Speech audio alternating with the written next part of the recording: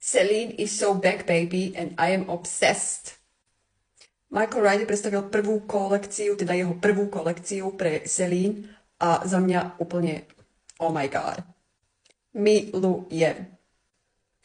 Inšpiráciu bral zo svojej histórie, ktorá sa samozrejme odzrkadluje v tejto kolekcii.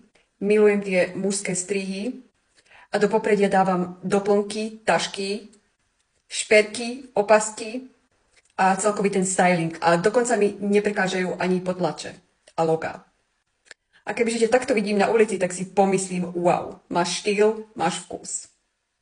Keďže kolekcia má okolo takých 70 lookov, tak ja som povybrala len tie, ktoré ma naozaj veľmi zaujali. Takže poďme sa na ne tu pozrieť.